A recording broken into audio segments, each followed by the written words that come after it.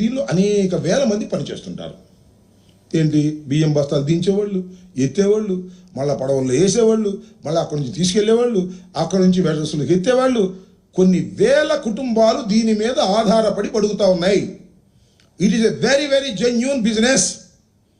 మధ్యలో PDS rice దొరబడతాడు, smuggling, వాడిని పట్టుకోవాలి. ఇక్కడ చేయాల్సింది ఏంటి, అక్కడ అధికమైనటువంటి పోర్ట్లో ఎగుమతులు జరగాలి, పీడిఎస్ రైస్ని ఫిల్టర్ చేసి పట్టుకోవాలి. ఇది సింపుల్గా చేయాల్సినటువంటి పని.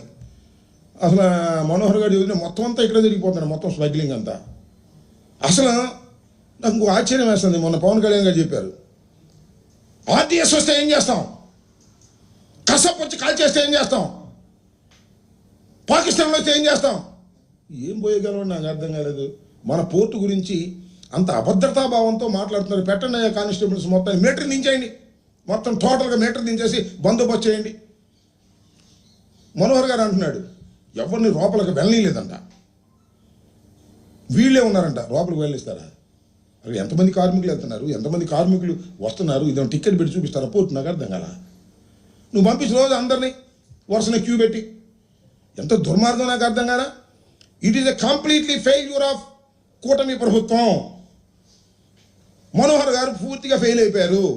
అందుకని తోడుగా మన పవన్ కళ్యాణ్ గారిని తీసుకెళ్ళి సినిమాటిక్లో హంగామా చేసి పెద్ద పెద్ద డైలాగులు చెప్పి వారిని వారు దూషించుకుని చేసేటటువంటి కార్యక్రమం చేశారు. ఇది చాలా దుర్మార్గమైనటువంటి విషయం. అదేమంటే కొత్త వాదన ఒకటి తీసుకొచ్చాడు నిన్న. అదే ఇవాళ ఒక పచ్చపత్రికలో మెయిన్ హెడ్డింగ్ ఏమంటాడు, ఇది అరబిందోకి ఇచ్చిన తర్వాత, ఏది ఈ పోర్ట్ అరబిందో తీసుకున్న తర్వాత పెరిగిపోయిందంట. ఏంటి ఈ స్మగ్లింగ్? అరబిందో తీసుకుంది యాంకర్ పోర్ట్ కాదు, యాంకరేజ్ పోర్ట్ కాదు, కాకినాడ డీప్ సీ పోర్ట్. అది కేవీ రావు గారి దగ్గర ఉండేది. దాని నుంచి 41.2% అరబిందో వాళ్ళు తీసుకుంటారు. నాకు తెలియగలుగుతా. ఈ పెద్ద పెద్ద కంపెనీ షేర్లు తీసుకుంటుంటారు. ఈయన మనోహర్ గారు చూడండి, మెడ మీద కత్తి పెట్టారంట. ఏమైనా కేవీ రావు గారు ఏమన్నా మీకు కంప్లైంట్ ఇచ్చాడా? ఆయన మాకేం తెలియదండి, కత్తి పెట్టారు. ఈయన చూసినట్టే. రామోజీరావు గారు కూడా షేర్లు అమ్ముకున్నాడు. ఎవడు కత్తి పెడితే అమ్ముకున్నాడు చెప్పండి, నాకు అర్థం కాల. 41.2% అరబిందోకి వస్తే, that not a anchorage port, deep sea port.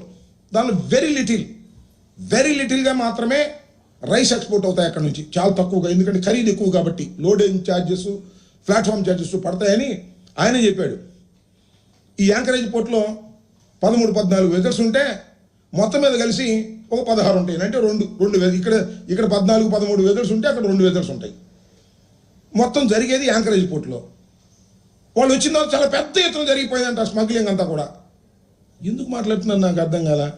5 మాసాల నుండి 6వ మాసంలో ప్రవేశించి అధికారం మీ చేతిలోకి వచ్చి మొత్తం అంతా నడిపే యంత్రాంగం అంతా మీ చేతిలో ఉండి మా మీద పడేటటువంటి ప్రయత్నం చేయడం చాలా దురదృష్టకరమైన మనవి చేస్తున్నా.